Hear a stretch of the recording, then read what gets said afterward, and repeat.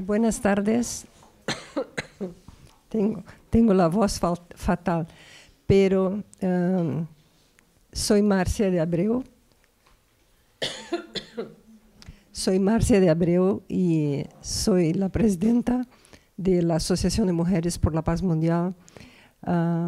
Iba a ser la moderadora, pero he tenido un percance dental y para evitar pues, sobresaltos, he invitado a mi colega Sara, que es miembro de la Federación de Mujeres, es representante joven y que hace una labor muy bonita. Ella se presentará y ella va a dirigir la conversación con estas mujeres mayores de la sociedad.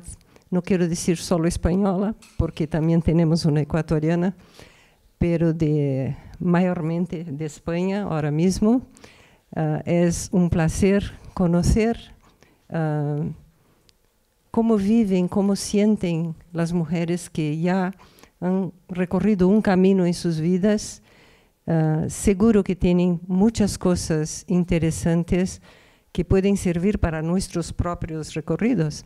Así que no voy a hablar más, voy a pasarlo a Sara y muchas gracias por haber venido y estar aquí entre nosotros.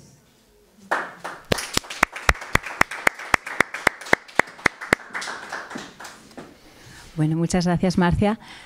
Como ha dicho ella, mi nombre es Sara, soy también miembro de la Federación de Mujeres por la Paz Mundial aquí en España. Y bueno, pues hace unos días, una semana, Marcia me propuso ser como moderadora de esta mesa. Marcia es una persona que se le ocurren unas ideas preciosas y muy creativas siempre para poder dar voz a la sociedad femenina del mundo, ¿no? Como ella ha dicho, no española, también ofrece de cualquier país, pero pues poder compartir diferentes aspectos, ¿no? de profesionales, culturales, espirituales, ¿no? Y pues leyendo un poquito, imagino que habéis visto la carta que os mandó de invitación. El título es Mujeres mayores como valor en la sociedad, ¿no? Mujeres mayores igual a mujeres sabias, ¿no? Vamos, quizás es sabiduría lo que tenéis en vuestro recorrido, en vuestra mochila de experiencias. Y hay como un subtítulo que dice armonía entre todas las generaciones y el buen funcionamiento de la sociedad, ¿no?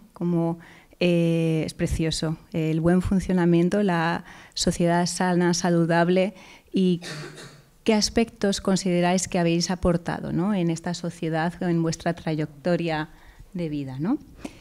Si queréis, al final esto es muy, muy flexible, muy distendido. Esto es como lo que dicen ahora los jóvenes, podcast, pero en vivo, ¿vale? En directo, donde vamos a hacer preguntas un poquito orientadas a vuestra trayectoria, ¿vale? Profesional y lo que habéis aportado o creéis que os gustaría que la sociedad viera que habéis aportado, ¿no? Pues quizás por orden un poquito de cercanía. Voy a quizás empezar con Pilar Solana López, que está aquí a mi derecha. Ella es licenciada en Ciencias Políticas por la Universidad Complutense de Madrid, aquí cerquita, y especializada en el área de Sociología. Durante 15 años dirigió en Barcelona los sondeos políticos del CIS. Desde el 80 al 90 fue presidenta de la Sociedad Parcal Inmobiliarios Asociados. Investigadora de temas de desarrollo personal, espiritualidad y conciencia desde los 33 años, después de un grave percance en salud. Creadora del proceso de desarrollo personal El Hexágono Vital. El proceso contiene la observación y la profundización de las áreas corporalidad, emociones, mente, lenguaje, vida personal y espiritualidad como centro y base de la vida de las personas. A partir del 90 impartió cursos en la universidad y la empresa y cursos de fin de semana a personas interesadas en el desarrollo personal. En la actualidad es educadora en el Centro de Mayores de Aravaca, Madrid. Es viuda, tiene 4 hijos y 4 nietos. Importante también. A ver, aquí los ojos se me van a esa nota que, bueno, en un momento de tu vida sucede algo importante, ¿no? Trascendental, que te hace dirigir tu atención, ¿no? Y tu aportación en el desarrollo personal, la espiritualidad. ¿Qué ha pasado? Pues sí, claro que, que pasó, y claro, ya no me acordaba que se lo había puesto a Marcia cuando le mandé este WhatsApp. Eh, no lo sé, esto yo no sé si está, aunque yo suelo tener la voz así, pues toda la primera parte de mi vida, soy madrileña, pues fue pues a lo que nos enseñan o a lo que nos programan, dice algunos, o a lo que debe ser, o sea, haces tus estudios primero, luego sí te vas a la universidad, luego te casas, luego tienes hijos, yo tuve 4, muy, muy rápido, entre 26 y 31 años o 32, y bueno, ya has hecho todo eso y eso. Dices, pues qué bien, además estaba bien. Creo que estaba todo orientado y todo bello y todo armonioso. Pero a los 32 años, 33, pues me pongo gravemente enferma. Vivíamos en Barcelona y tengo una broncopatía vírica muy grave, en estado de UBI. Vamos, el médico que me asistía, que era médico de la empresa que mi marido dirigía el personal, que era Olivetti, le decía, no te marches a Olivetti, que a Pilar le puede pasar cualquier cosa en cualquier momento. Yo les escuchaba y decía, esto es, pero que yo a morirme ni hablar. No sé por qué es esto, tenía oxígeno y todo, pero yo no me voy. Lo tenías claro, Lo tenía claro. que no era tu momento. Bueno, tan claro que por la noche me levantaba y me daba un poquito de perfume y me pintaba, agárrate, las uñas. Claro, el médico, que era especialista de respiratorio, venía por la mañana, soltaba un taco y me decía, pero Pilar, pero tráete, quítatelo porque te tengo que ver el oxígeno, porque las tienes cianóticas, las uñas. Entonces, cuando recuerdo esto, pues recuerdo que en mí había algo de vida, de vitalidad, de que era por algo que yo no sabía. Esto duró un mes. Voy a tomar un poquito de agua. Esto duró un mes y al mes, pues reviví realmente, pues llena de energía. Se pasó la broncopatía vírica, pero sí que había una pregunta en mí que dije, esto me ha pasado por algo. Y no era tanto una pregunta, es que era un sentimiento fuerte. ¿Lo tuviste? ¿Ese sentimiento lo tenías Sí. antes del incidente? Bueno, yo siempre he sido buscadora. Fíjate que al viaje de novios en el año 1968 me llevé un librito sobre los misterios de la isla de Pascua, tú figúrate. Entonces ya apuntaba maneras de el tema del misterio, las cosas no conocidas y tal. Sí, yo tuve la sensación intensa de que ya había hecho, digamos, del exterior había cumplido. Sí, los ítems que te pide la y que había muchas cosas que yo no conocía que tenía que conocer. Claro, pues ahí empezó lo que es una búsqueda interior, pero claro, con 4 niños, un marido mucho más tradicional que yo, magnífico, 55 años de matrimonio, pero mucho más tradicional que yo, y claro, con una mujer que te dice que te vas a no sé dónde a conocer a no sé quién, y que empiezan libros en casa, pues que si Krishnamurti, que si religiones, tal religión, tal otra, tal ¿Qué otra. época estamos hablando de esa? Que en los 1900, bueno, estamos hablando, 1968 me casé, pues estamos hablando de la década 70-80. había inquietudes, ¿no? En esa época. Sí, Muchas inquietudes. había políticas. Bueno, yo dirigía el CIS en aquel momento, yo dirigía el CIS y claro, era una dualidad, porque yo conocí todas las encuestas políticas que se hacían, lo que hay hoy hace Tezanos. Bueno, pues lo hacíamos, primero era IOP, Instituto de Opinión Pública, que era todavía con Fraga, que no sé si alguno de vosotros os suena. O sea que fijaros de cuándo estoy hablando. Y yo hacía todos los barómetros políticos con 15 entrevistadores universitarios y yo les formaba y les decía hasta cómo tenían que ir vestidos, porque aunque entonces era mucho más normalizado todo en el idioma y tal, pues yo nunca tuve que verme hablando en catalán por nada, o sea, no, y mis 4 hijos nacieron en Cataluña. Em, pues entonces yo mandaba a todos los entrevistadores a los sondeos políticos de 1 a 10, ¿qué le parece a usted, fulanito, meganito, tal, tal? Y lo mandaba luego a Madrid los resultados.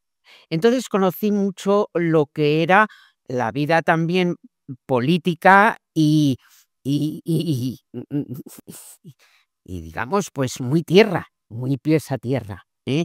Pero sin embargo, esa búsqueda mía interior derivó pues a ponerme a estudiar religiones comparadas, a meterme en historias, bueno, hasta en los Rosacruces, no sé qué, no sé cuántos, a Krishnamurti, lecturas y lecturas, y sí, con niños muy pequeños, muy pequeños. Eh, claro, pues la más pequeña 2 años, 5 años, 8, 7 años y 8, todos seguidos, todos pequeños.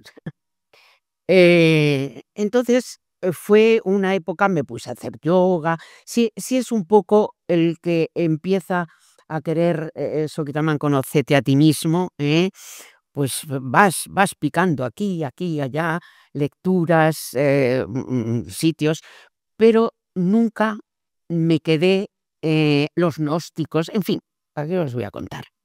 Claro, con un marido un poco asombrado de decir: "Esta mujer", en fin. Pero seguías trabajando.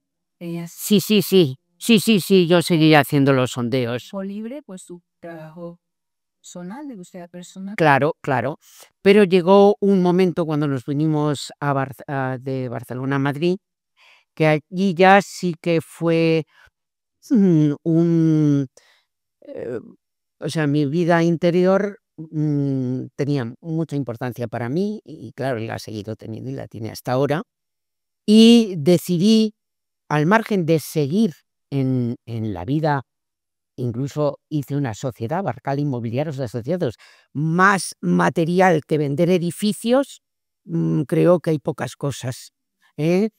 Y, al mismo tiempo, pues tenía casi una doble vida, porque yo decía: "Esto está bien, esto hay que vivirlo, esta es la tercera dimensión, esto es la tierra, hay que ganar dinero, los niños comen, los niños necesitan tal y cual, y todos, pero hay algo más importante". Y entonces, pues, generé un proceso que lo sentí muy desde dentro, con todo por donde había pasado, todo lo que había aprendido y todo lo que había experimentado, porque al final, no he querido nunca que las cosas fueran puro intelecto, pura información, no. Si no pasaba por la experiencia directa, pues no me servía de nada. Y generé un proceso que es hasta hoy el que imparto en el Centro de Mayores de Aravaca, lo di también en la empresa, que le llamé el hexágono vital. ¿Por qué el hexágono vital? Pues porque son las 6 cosas que a mi criterio, a mi juicio, con un proceso de autoobservación, que es la técnica única casi que propongo, el autoobservarte. El autoobservarte, por supuesto, haciendo silencio un poquito al día, aunque sea un cuarto de hora, aunque sean 20 minutos. Autoobservar el qué, pues las 6 áreas: corporalidad, o sea, respiración, que es lo esencial en nuestra vida. Hacemos una inspiración y estamos aquí, nos vamos con una expiración. Alimentación y ejercicio. he dedicado muchos años a la investigación del tema de las emociones innatas, básicas, cómo gestionarlas, y me he llevado mucha sorpresa de que es que somos seres, por supuesto, emocionales y que tenemos emociones a lo largo del día, muchas, varias y a lo largo de la vida, y muchas veces pues dices a la persona, dime cómo, a ver, ¿qué es la alegría? ¿O qué es la tristeza? ¿O qué es el amor? Y tal, y la gente es que se queda, no, defínemelo un poco, pues lo sentimos todos los días.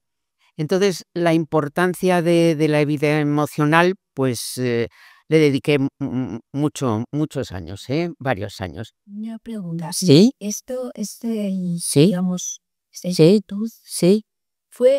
lo fuiste investigando por tu cuenta, sin estudios reglados tipo psicología. No.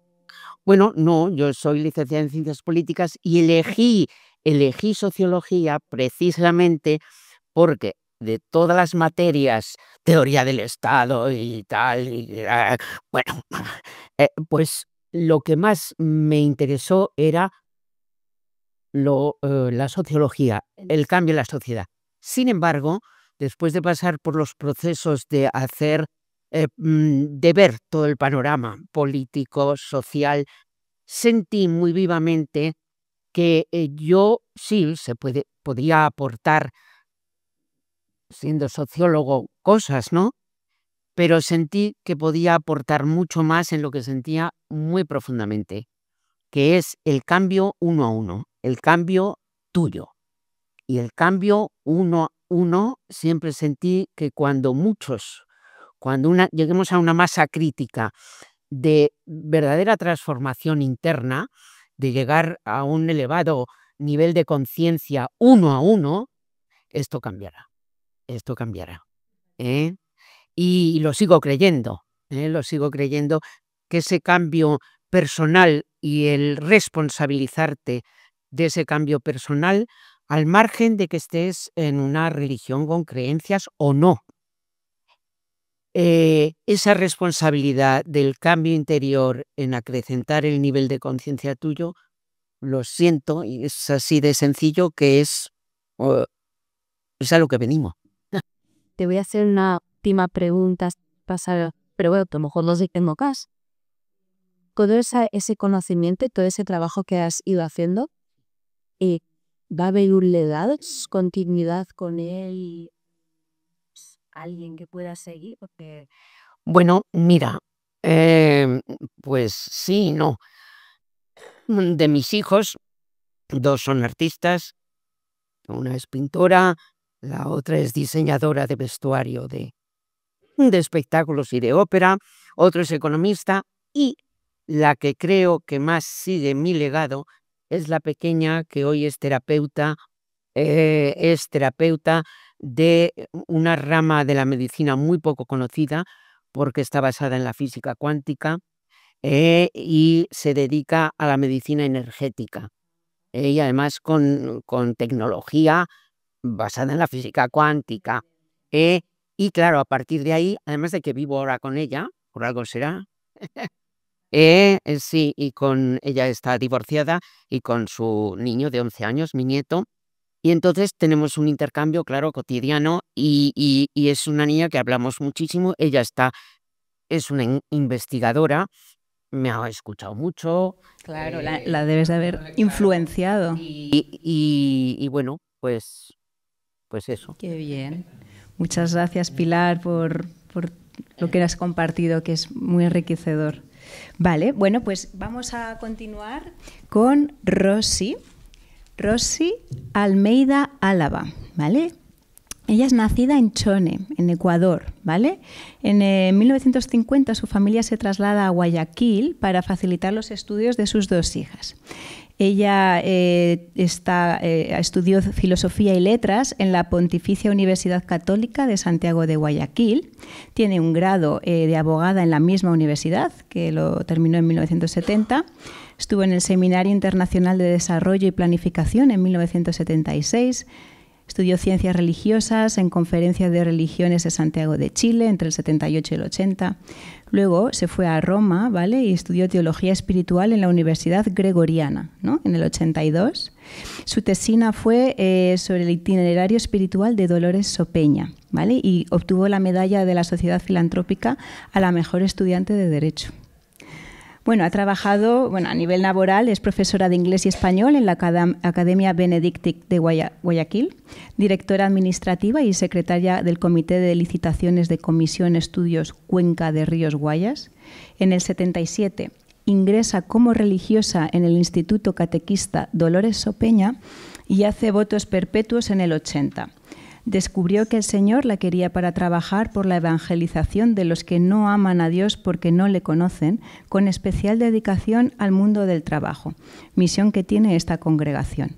Ha trabajado como misionera en Santiago de Chile, Rosario en Argentina, Bogotá en Colombia, en Roma, en Bilbao y Madrid en España, en Guayaquil en Ecuador también, y desde el 2019 está destinada aquí en Toledo. Ha dirigido grupos de formación en la espiritualidad de Sopeña, conferencias sobre carisma de Sopeña en varios lugares. Y bueno, trabajó con mucho entusiasmo en los centros de capacitación para los varones que tiene la Fundación Sopeña. Es recordada por su capacidad de escucha y atención al valor que tiene cada persona como hijo o hija de Dios. Todo esto. ¿Cuántos estudios, no? Digamos, a ver, yo tengo varias preguntas. Vamos Dale.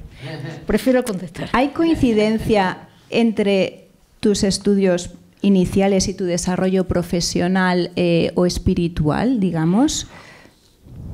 Pues empezaste, ¿no? De una manera, estudiando filosofía, ¿no? Bueno, mira, es que yo estaba tan en búsqueda, no la búsqueda de ella, la mía era otra búsqueda. Soy un poco la generación loca de los jóvenes cuando se alocan, ¿no?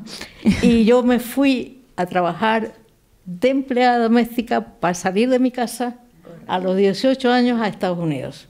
A Estados Unidos. A Estados Unidos, a trabajar como doméstica, cosa que era una cosa como inconcebible, pues mis padres se quedaron secos, pero ya a mí no había quien me mande ya.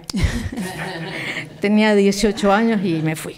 Eso sería por el 60, ¿no? 60, 70. Por ahí. Sí. Y entonces allí fui para 2 años, pucha, pero la pasé horrible, además pensando que ya la gente de mis compañeras estaban estudiando y yo haciendo nada, porque era llevar un niño a la escuela e irlo a buscar después. Eso era todo mi trabajo en Estados Unidos, o sea que no aprendí inglés, no aprendí nada, porque el padre y la madre de estos chiquitos estaban trabajando y yo cuidaba a los niños, que era llevarlos a la escuela y traerlos de la escuela. Entonces, afortunadamente, y me perdonan por lo que voy a decir, estos señores que eran mis patrones, digamos así, se divorciaron.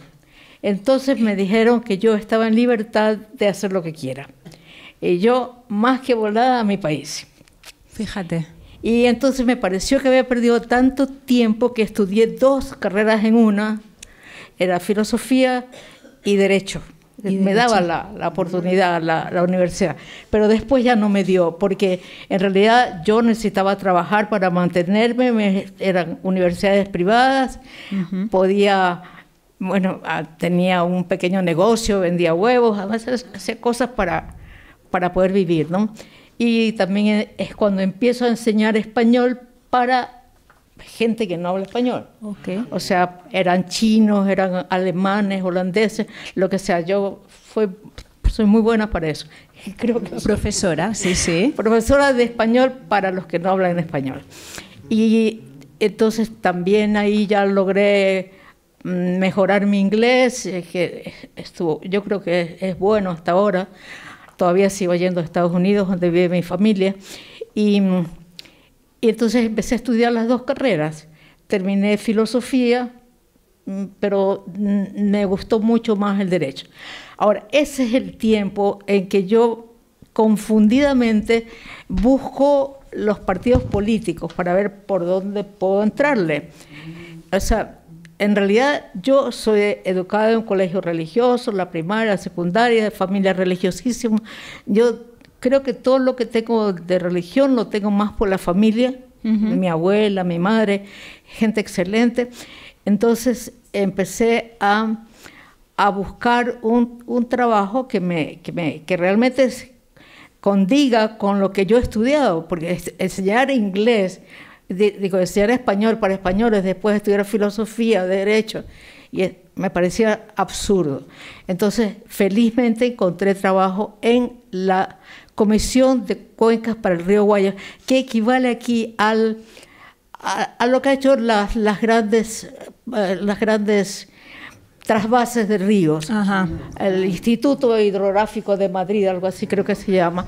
Entonces me metí en toda esa cuestión de los cambios, de la posibilidad de dar agua, de trasvase y todas esas cosas. Hasta tanto, lo de religión estaba bastante allí adentro, pero por ahí. Y es cuando conozco una de mis amigas que me dice: yo suelo ir los miércoles a un lugar bien bonito. Le digo: ¿por qué no me llevas?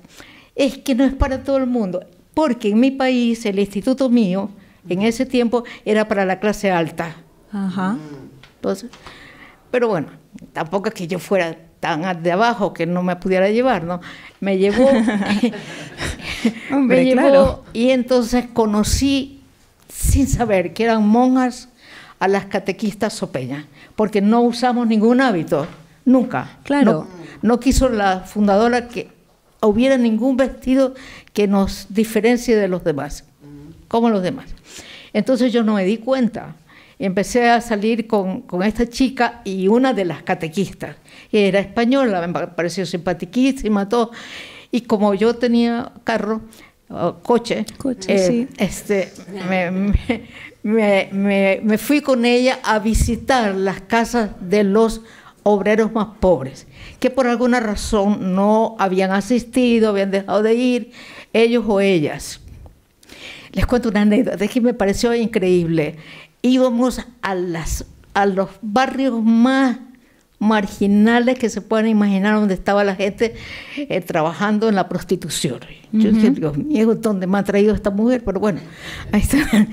Y yo me acuerdo que ella entró a una casa, tocó, y una niña que estaba afuera, una niña, o sea, 10 años, 12, dijo: no puede entrar porque mi mamá está trabajando. O sea, estaba ejerciendo la prostitución. O sea, todo eso a mí me fue cambiando la mentalidad realmente, como en mi propia ciudad había tanta miseria, tanta pobreza, tanta cosa. Entonces empecé a preguntarle a ella me debió ver como una candidata ahí para hacer vocación. Realmente sí. Y yo creo que, para no alargar el cuento, a mí me empató perfecto lo que es el Instituto Catequista Dolores Opeña con mi vida. Pero yo no entré enseguida. O sea, pasaron como 5 años de que conocí a esta gente hasta que decidí entrar. Y, a ver, Dolores Opeña fue una catequista, ¿no?, que fundó la congregación, ¿verdad?, Dolores Opeña, a principios de siglo, ¿no?, de 1901, por el sur de España, ¿no? Creo que sí. Almería, ¿verdad? Almería, era donde ella vivía y hacía, como lo dijo Marcia, se escapaba de la casa para ayudar a los que estaban enfermos, robaba de la alacena de sus padres cosas, pero bueno, hasta que decidió ir y venir, ella buscaba una congregación, tenía malos los ojos, no le daban chance. Después su familia entera se fue a Cuba. En Cuba y Puerto Rico, para no alargar, es donde ella descubre que hay un mundo de gente que no conocen a Dios, y no lo conocen porque nadie se los ha enseñado. Y ella se da cuenta que un hábito, como ella pensaba en un hábito, pero ella pensaba, es que el hábito hace que rechacen, ¿no? Rechacen a la gente. Y entonces, pues ahí queda hasta que se murió su mamá mientras estuvieron en Cuba. De ahí regresan a Madrid, pues su padre era abogado, creo, bueno, un jurista de ahí, trabaja en Vélez Rubio, pero luego también en Madrid. Y ahí con su mamá va mucho a los hospitales. Hospitales y cosas. y a la cárcel, que era, parece, lo que hacían las mujeres de esa época, la gente joven iba a esas cuestiones. En la cárcel un día aparece una mujer que se llama la pordiosera, algo así la llamaban, y entonces ella le dice, señorita Dolores, así llamaban, ¿no? Señorita Dolores, me vengo a despedir porque me han dado la libertad. Y lo único que me duele es ya no la voy a volver a ver. Fíjate. Entonces le dijo, yo voy donde tú vayas. Me dice, a mi barrio no va nadie, pero nadie, ahí no van nadie. Era un barrio de Madrid terriblemente alejado y realmente en la última. Ella le dijo, a mí no me importa dónde vayas, yo llego. Y llegó con sus amigas, porque ella nunca andaba sola. La congregación. No tenía ninguna congregación. Ah, todavía no. No. Ella lo hace a los 38 años, cuando funda. Okay. Porque mientras tanto busca, tiene malos los ojos, no las recibe, va a las monjas ¿cómo se llama? La gente que no habla, sordomudas. Sí, y ella dice que vio que se le cerraba la puerta del mundo al cerrarse la puerta del convento. Entonces no duró ni 8 días. O sea, no era su vida, volvió a hacer misiones con padres y todo, hasta que un día decidió hacer ejercicios espirituales con un grupo, sus amigas más conocidas, en Loyola, la tierra de los ejercicios espirituales de San Ignacio. Allí se reúnen 8 con ella, hacen ejercicios, y el padre que les dirigía el ejercicio parece que fue oyendo de cada una de ellas que les decían que deberían fundar algo, que no se querían separar. Entonces, efectivamente, allí nace la idea de la fundación, y ese padre, el jesuita, les dice que pongan un nombre, quién quiere que sea la que funja de directora o fundadora, y todas coincidieron en el nombre de ella, Dolores, menos el de ella, que fue para otra persona. Entonces, de ahí salen con la idea de fundar el instituto y se vienen a Toledo, de Dios mío, ¿cómo está mi cabeza? el obispo de Toledo. A eso Armando lo sabría. Eso.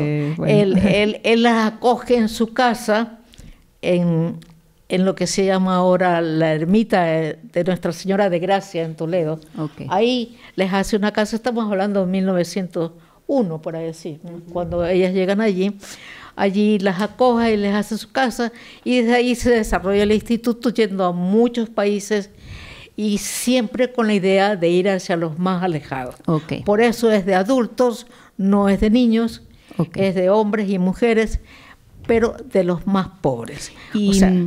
Y Rosy, tú decides coger los votos en el 77, ¿no? Sí, que es bastante tarde, porque yo di la vuelta, pues ya ves. En el 77 finalmente te decides allí en Ecuador, ¿no? Ecuador, pero voy a Chile inmediatamente a hacer el noviciado. Ajá, porque hay que hacer hay que hacer noviciado, cuñorado, y después otra estudio en... Hiciste ciencias religiosas, ¿no? Allí en Chile, ¿verdad? En Chile hice ciencias religiosas, y en Madrid, en Roma, como ya tenía la carrera de leyes, me permitieron hacer la carrera de espiritualidad en la gregoriana. Ajá. Bueno, esa ha sido más o menos mi vida, y aquí estoy, encantada. Claro. Y, a ver, en la actualidad, fíjate, con este recorrido que tienes, ¿no? Tan, bueno, pues en el mundo religioso espiritual, ¿no? ¿Qué enfatizarías como necesario para que contribuyamos todos a un mundo de paz? ¿Qué crees que es necesario? Pues yo creo que más que nunca el simple mandamiento a amarse unos a otros. Okay. No podemos pasar por la vida con indiferencia. Realmente recomiendo yo leer la encíclica Hermano de Todos, Fratelli Tutti, en donde se hace una gran urgencia de vivir la amistad social, que es preocuparse por los demás, atenderlos en el mismo sentido que lo hizo el samaritano, que bajó de su cabalgadura porque encontró un hombre tirado, lo recogió, él no tenía nada que ver con la persona que recoge, lo lleva a un lugar que lo curen, deja un dinero, y dice, yo regresaré a buscarlo, pero lo que tengas que pagar, yo lo pago. Entonces, eso es tan sencillo como eso. Porque hacer realmente por los demás lo que harías por ti mismo. Y amar. Amar, ese es el mandamiento. Porque habrás visto también muchas situaciones difíciles, mucha miseria también, ¿no? Mucha miseria. ¿Y cómo has conseguido que no te bloqueara o te afectara? Porque a veces, bueno, uno tiene también su sensibilidad, ¿no? ¿Cómo conseguías seguir adelante? ¿Te reforzaba más? Bueno, es que como ya está toda la instrucción sobre la vida religiosa, lo que haces lo haces por un llamado del Señor, te acercas a los demás, pero como hermana, como hermano. Y la verdad yo no he sido de las más de avanzada. Hay otra gente que va mucho más a los suburbios, a las más pobres. Yo he estado más en la parte de dar charlas, de dar conferencias, docente, ¿no? De formar la gente. Ajá. Ok. O sea, ha sido más tu aportación, ¿no? Ha La sido enseñanza, Ajá. concienciación. Eso es. Muy bien. Muchas gracias, Rosy, por tu testimonio, por haber Muchas compartido. gracias por la tuya. Bueno, luego pues a lo mejor hay más preguntas, Yo- ¿vale? Vamos a continuar con nuestra última ponente. Aquí la tengo. Silvia Escobar. Sí, que lo tengo muy difícil. No es nada difícil, al revés. Anda. Bueno, pues doña Silvia estudió filología francesa en la Universidad de París. Es fundadora y primera presidenta de la sección española de Amnistía Internacional. Es directora de los servicios sociales de la Cruz Roja Española. Es consejera municipal de Madrid. Exsecretaria general de la Fundación Española de la Comisión para los Refugiados. Exdirectora de la Oficina de Derechos Humanos del Ministerio de Asuntos Exteriores español. Es embajadora española para los derechos humanos. Marcia, ¿sí se acuerda? Querida Silvia, me voy yo allá. Claro. Al jubilarse, ha enseñado derechos humanos en varias universidades españolas. Obviamente, toda esa trayectoria tenía que seguir transmitiéndose, todo tu conocimiento. Ha sido vicepresidenta de Helsinki, España, una red de universidades para la enseñanza de derechos humanos. Es lingüista y experta en derechos humanos también, ¿vale? Tiene un nieto, 4 bisnietos, que eso es una super medalla, los bisnietos, vamos. Y bueno, vaya recorrido, ¿no? Bueno, yo he sido embajadora de derechos humanos, que yo creo que no lo has dicho. Exdirectora de la Embajadora en misión especial para los derechos humanos, que me he jubilado siéndolo, caramba, representando a mi país ante el Consejo de Seguridad en una ocasión. Voy a presumir un poco.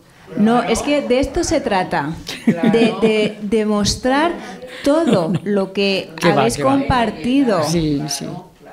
Bueno, yo voy a empezar con una pregunta, pero... No has mencionado, y lo menciono yo, que tuve una hija maravillosa que desgraciadamente falleció a los 29 años, dejando un niño de 10, que es mi nieto, el padre de los 4 niños. Pero yo no sería quien soy sin haber tenido el ejemplo de Eva Romero Escobar, mi hija, que nos quitó, nos dejó joven, demasiado joven. No lo he mencionado. 29 años. En un momento, además, para tu nieto, pues de necesitar mucho a su madre. Claro. Mi nieto estuvo en un internado en Downside School, en Bath, un internado de dominicos, y se adaptó muy bien, y es un niño, es un señor de 41 años, casado y con 4 hijos, pero un niño maravilloso. No, es verdad, toda la vida ha hecho cosas fantásticas y es un orgullo. Ese aspecto, ¿crees que en qué momento de tu vida profesional te encontrabas cuando ocurrió ese evento, ese trauma de... Cuando murió Eva, sí, en el 93, yo estaba en el Ministerio. En el Ministerio de Asuntos Exteriores. Tenía un despacho en el Ministerio del Interior porque yo había llevado en mi vida profesional en el Ministerio un expediente que era el del Comité Internacional de la Cruz Roja en visitas que hacían sin testigos a detenidos a los que se había aplicado la legislación antiterrorista. Y entonces yo tenía un despacho en Interior y un despacho en el Ministerio, aunque yo era funcionaria de Exteriores, que era mi ministerio, ¿no? Y la verdad que fui muy arropada, pero no tuve, en un año no pude hacer gran cosa. No pude hacer gran cosa, ¿no? Claro, lógico. Es normal, sí. Bueno. Sí, hija única, sí. Si te parece, voy a hacerte una pregunta un poco pues eso, siguiendo un poquito tu trayectoria. ¿Hay coincidencia entre lo que de joven pensabas hacer en tu vida profesional y social y luego lo que realmente has llegado a desarrollar? O sea, de pequeña, lo que siempre... En cierta medida sí. Bueno, yo me eduqué en el Liceo Francés de Madrid, tengo que decirlo, ¿no? Una compañera mía muy malvada que no me quería bien decía: Silvia Escobar es la tonta en 3 idiomas. Español, francés e inglés. Pero bueno, yo me eduqué en el liceo y siempre tuve vocación internacional. A mí me importaba estar en el mundo internacional. El colegio era muy fácil porque allí estaban, pues, sobre todo franceses y hijos de diplomáticos y, en fin, ese era mi mundo. Y por tanto, yo en el Ministerio de Exteriores me he sentido en casa siempre, esa es la verdad. Me he sentido en casa. Y a nivel, digamos, has tenido puesto político, ¿no? Importante, o sea, de cara a tu vida laboral, ¿tu aspecto de mujer ha sido a veces impedimentos para poder avanzar? No. ¿No has encontrado...? Yo no he encontrado, yo no, pero sé que muchas mujeres sí. O sea, claro, pero tú no, ¿verdad? Tú has conseguido pues tus oportunidades profesionales. Sinceramente, has conseguido que sí, ¿no? Yo sí, sinceramente. Bueno, yo empecé mi vida profesional como traductora en el Banco Urquijo de Madrid, 10 años en el Urquijo, que fue una canonjía, porque me dejaban hacer lo que yo quería en Amnistía Internacional, que naturalmente no me pagaba y que al revés me costaba dinero a mí, ¿no? Y entonces... bueno, era una cosa que se llamaba pomposamente Servicio de Traducciones y éramos yo y o más bien la secretaria y yo, no había más.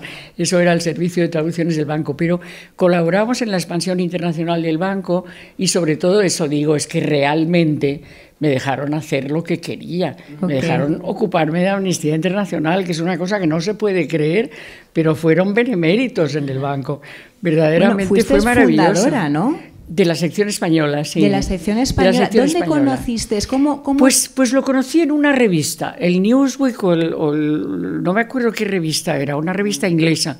Y había un anuncio que a mí me impactó, que era una crucifixión. Y ponía debajo: fue crucificado por sus ideas y por sus sentimientos y por todo.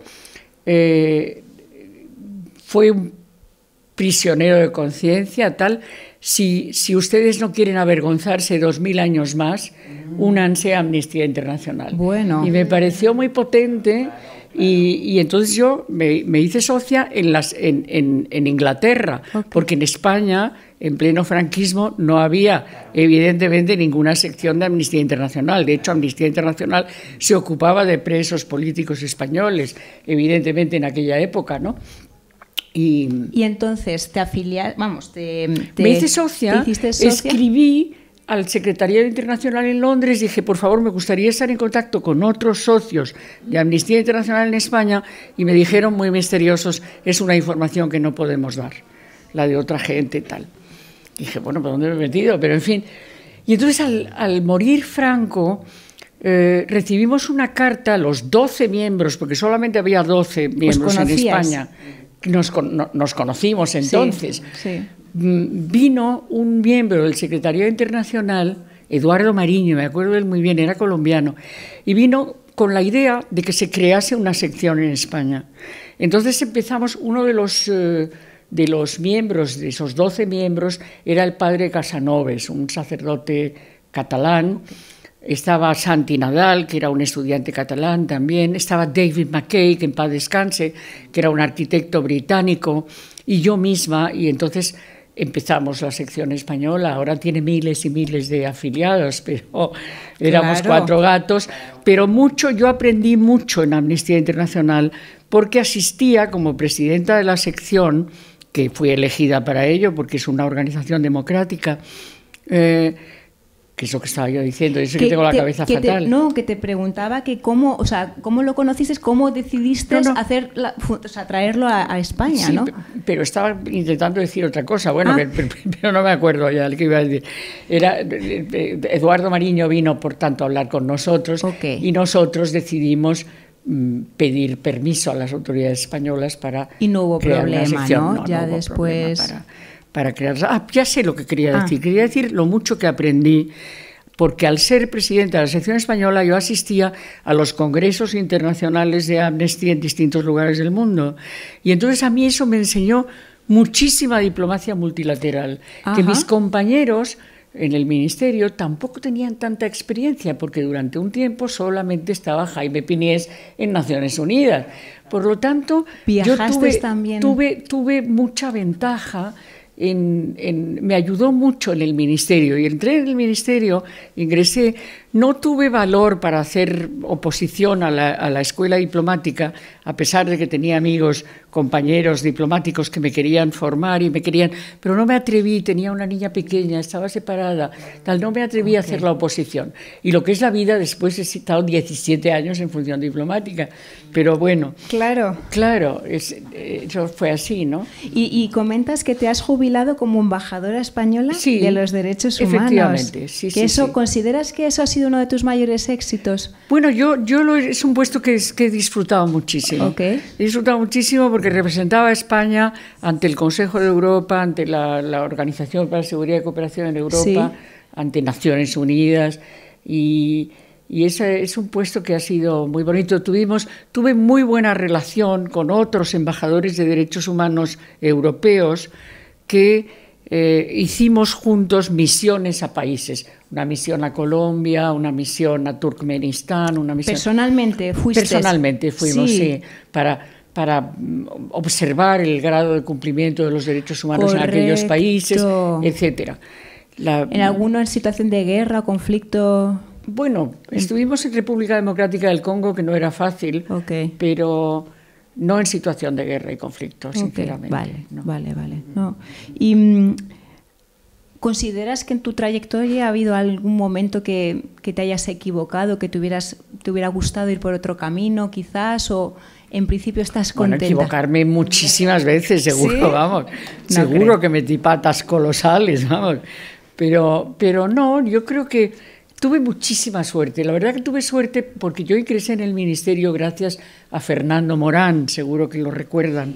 Fernando Morán, por el que ingresamos en la Unión Europea, etcétera, que era ministro de Asuntos Exteriores en el 84, el 82, 83, 84, no recuerdo bien ahora, el 84. El ministro me llamó porque tenía intención de crear en la oficina, en el ministerio, una oficina de derechos humanos diplomática.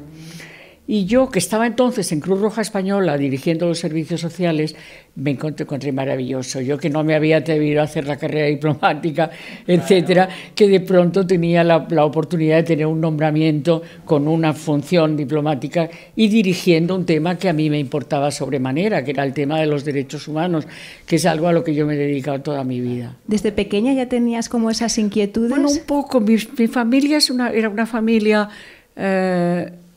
culta, también con vocación internacional, y que pertenecía al bando que perdió la guerra civil, o sea, eran antifranquistas. Y yo creo que eso, viviendo el franquismo y viviendo una época sin libertades en España, etcétera, me animó a militar en Amnistía Internacional, a pedir el ingreso. También fue determinante, yo creo que sí. Bueno, pues a ver, vamos ya un poquito terminando. A ver, es que quería Bueno, yo creo que es un rollo, es que ya... Al revés, es... vamos, es que podría estar siguiendo haciendo... O sea, yo tengo más preguntas, pero claro, o sea, ya el tiempo se nos está terminando y quería quizás dar oportunidad al público de que si tenéis alguna pregunta en concreto para alguna de... Enrique, por supuesto. Le acerco. A ver, Enrique. Mi pregunta no es para una, es para todas en realidad. Es decir, vivimos en un mundo con mucho conflicto, pero que también ha tenido muchos avances, pero probablemente la humanidad no tiene aún una clara esperanza de que esto pueda cambiar. Y yo os quería preguntar a vosotras, a las tres, cada una que responda como quiera, ¿es posible construir el reino de los cielos en la tierra o eso no es posible aquí? Enrique. Preguntas. A ver. Es una pregunta potente. ¿Tenéis esperanza? ¿No? Bueno, yo esperanza sí, por eso me he dedicado la mitad realmente de mi vida a motivar a otros a crecer, en todo, en su cuerpo, porque estamos aquí en un cuerpo, correcto, en emociones, en su lenguaje, lo que te dices y lo que les dices al otro, es que importante, en todo, porque yo les motivo desde cambiar de alimentación y no tomar tanto azúcar y no sé qué y no sé cuántos, mucho en la alimentación me importa mucho, porque estamos en este cuerpo. Y hay que cuidarlo. Y hay que cuidarlo y hay que amarlo, y porque es que si no terminamos. Yo veo que hay ahora una gran transformación en las personas que somos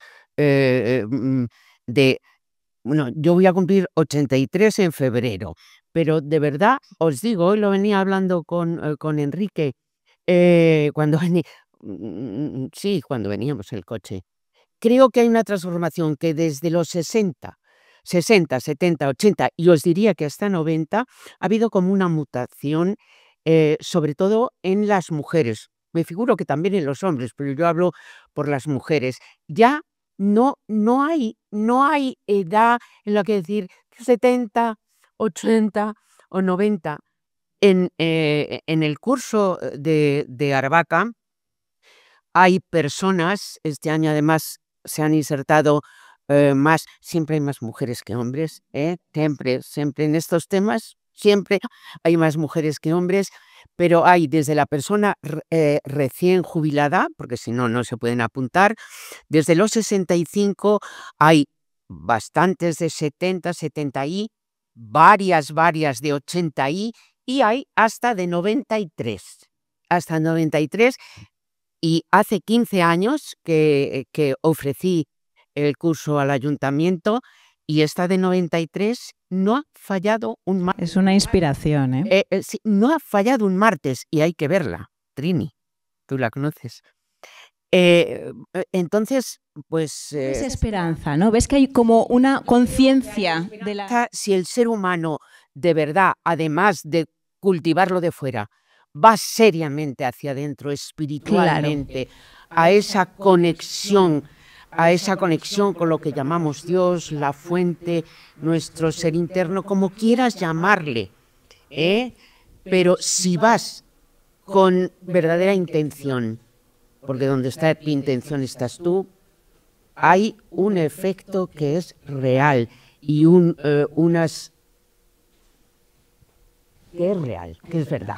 Que está. Que es verdad, y entonces yo creo que cuanto más masa crítica haya, personas, como decimos ahora, despiertas espiritualmente, sí que podemos ir haciendo lo que ha dicho Enrique, de la frase esa de generar el cielo y la tierra. Y a nivel individual, a pesar de que veamos tanta guerra en este momento, que es Ucrania, que es Rusia, que es los misiles, que tal, a nivel individual sí que puedes, en familia y en lo que te rodea, hacer ese cielo. Correcto, correcto. A lo que está a tu alcance. Vivirlo realmente en tu familia y lo que te rodea. Vale, muchas gracias. A pesar de que esté externamente... Lo que veamos en la sociedad también... Sí, sí.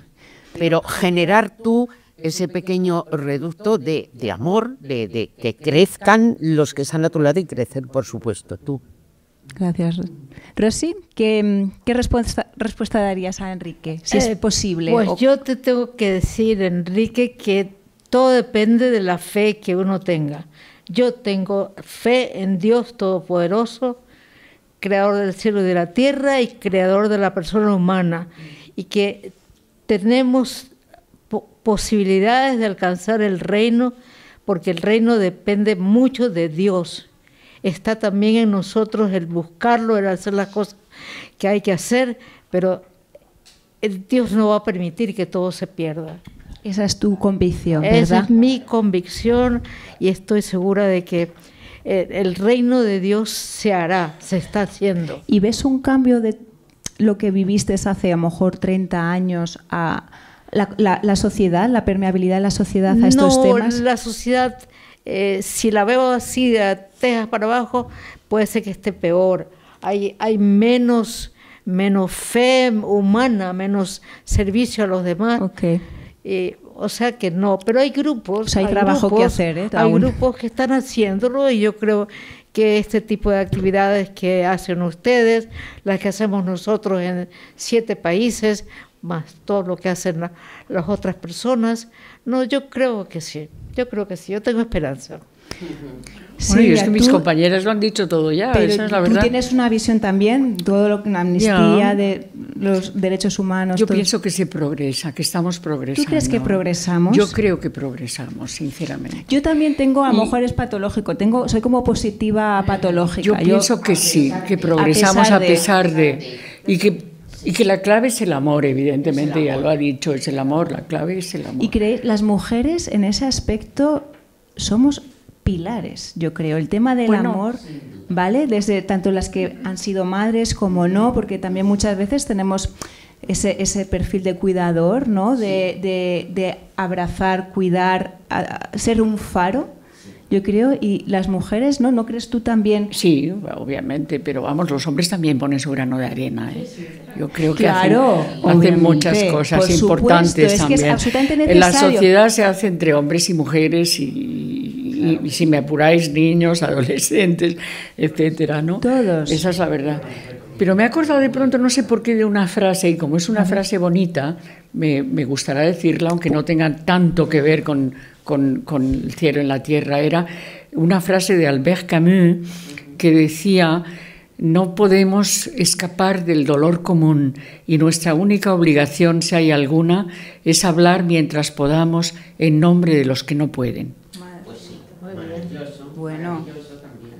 Increíble, por supuesto. Claro que sí. Bueno, ¿puedo decir una cosa que no se ha dicho de mí y que es importante? Sí. Pero por claro, favor, que yo toco el piano todos los días 1 hora, que yo hice la carrera, estudié ¿Pero música. qué no has hecho? Bueno, pues ¿Qué es también te lo también? Entonces yo hice hasta 6º de piano. Bueno, no está mal. Hasta 6º de Eso es un piano. grado superior. Oye, y ahora me he comprado, he tenido un piano toda la vida en casa, aquí en Aravaca, pero vendimos esa casa y el piano, tal, lo regalé, deshaciendo una casa grande para otra, mucho más simplificada, gracias a Dios.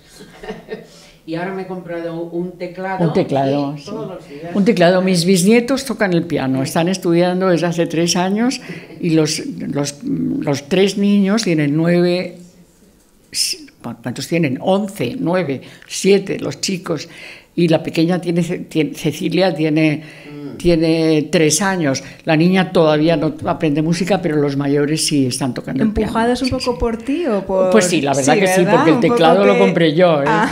Ahora se quieren comprar un piano, pero el teclado lo compré yo. Sí, claro, sí. La creatividad, ¿no? Es un aspecto fundamental también, ¿no?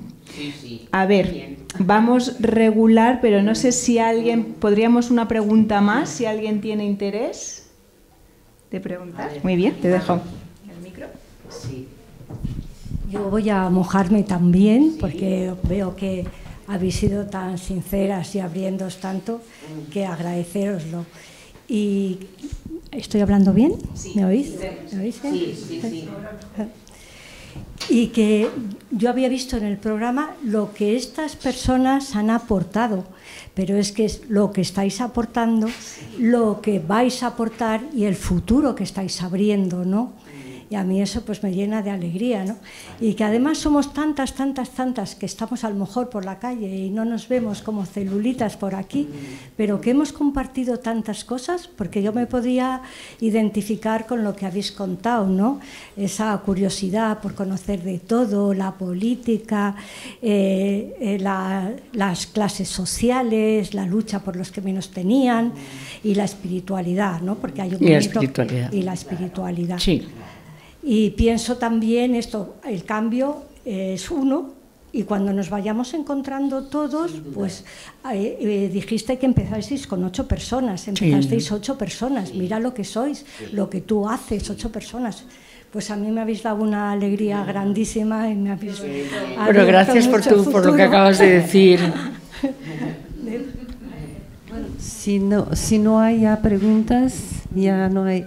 Entonces, yo quería no hacer una pregunta, quería decir cuán agradecida estoy de que estáis las 4. De que estáis bueno, las 4. Sara, fantástica, ¿eh? Fantástica. ¿Os ha gustado? Moderadora, me lo has quitado de la boca, Marcia. Se me ha pasado, pero lo estaba pensando antes. Pues vamos a repetir. Bueno, Sara ya está en nuestra nómina. Bueno, no me choca. No me choca. Entonces, estoy agradecida por haberos invitado a vosotras. Es la primera vez que hacemos un evento centrado en la mujer mayor. Y yo sé que las personas mayores han aportado mucho a la sociedad y tienen mucho que dar. Y por lo tanto, es algo que vamos a repetir para poner en valor todo lo que las personas van dando a lo largo de sus vidas y sintiéndose, por lo tanto, valoradas y reconocidas. Creemos que es muy importante. Y hay algo que Sara dijo, que uno de los subtemas de la conferencia, del encuentro era la relación generacional. Y debido al tema de mi boca, que estoy hablando ahora, pero no estoy bien. Debido a eso, estoy muy agradecida por haberte invitado, Sara. Hombre, porque, claro. Es como tener a uno de nuestros hijos aquí. Claro. Exactamente, no, y porque realmente es una prueba concreta de que trabajamos esta relación intergeneracional y que buscamos entendernos. Estoy muy agradecida porque habéis venido, porque estáis aquí, porque sois amigas y que podemos seguir adelante haciendo cosas por nuestra sociedad. Claro. Es que es súper creativa, tiene unas ideas tan bonitas. Por supuesto. Bien, pues muchas gracias y bueno, yo agradecida a vosotros por haber estado aquí. Y